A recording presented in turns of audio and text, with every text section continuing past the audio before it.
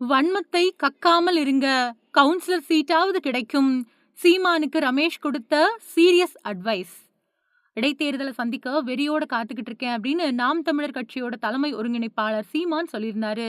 இந்த நிலையில வெறுப்பு அரசியலை விதைக்கிறத விட்டுட்டு உண்மையிலேயே வெற்றி பெறும் நோக்கத்தோட செயல்பட்டா உள்ளாட்சி தேர்தலையாவது வெற்றி பெற வாய்ப்பு இருக்கு அப்படின்னு தமிழக இந்து சமய அறநிலைத்துறை அமைச்சர் ரமேஷ் சொல்லியிருக்காரு.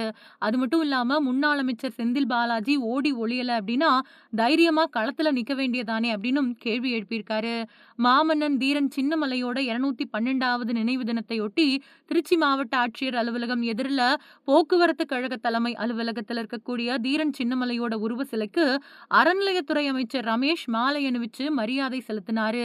அதை தொடர்ந்து செய்தியாளர்களை சந்திச்ச அவரு இந்தியா முழுக்க இருக்கக்கூடிய தலைவர்கள் பாராட்டக்கூடிய வகையில ஆட்சியில நடத்திட்டு வராரு.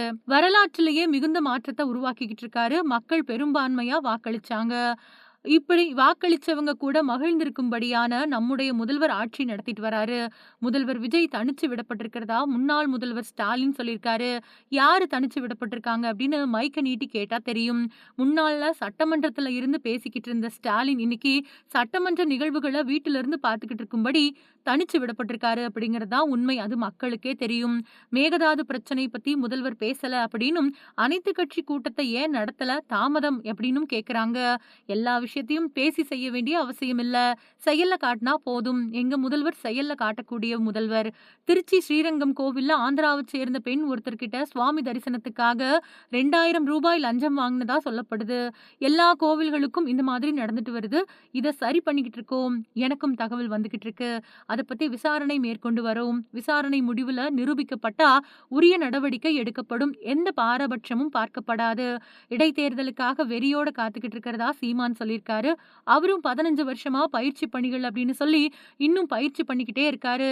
இந்த மாதிரி வெறுப்பு அரசியலை விதைக்கிறது, தலைவருக்கு எதிராக பேசுறதை விட்டுட்டு உண்மையிலேயே வெற்றி பெறுவதற்கான நோக்கத்தோட செயல்பட்டா வரக்கூடிய உள்ளாட்சி தேர்தலில் வெற்றி பெற வாய்ப்பு இருக்கு அப்படின்னு அவரை கேட்டுக்கிறேன். விவசாய சங்கங்கள்ல பேசி நிறைய கோரிக்கைகளை வழங்கியிருக்கோம்.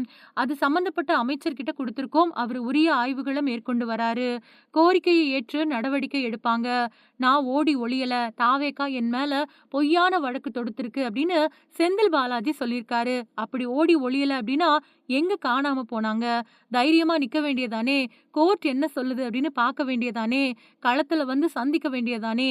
இந்த ஆட்சியை பொறுத்த வரைக்கும் ஊழல் செஞ்ச யாரா இருந்தாலும் தண்டிக்கப்படுவாங்க அப்படின்னு சொல்லியிருக்காரு.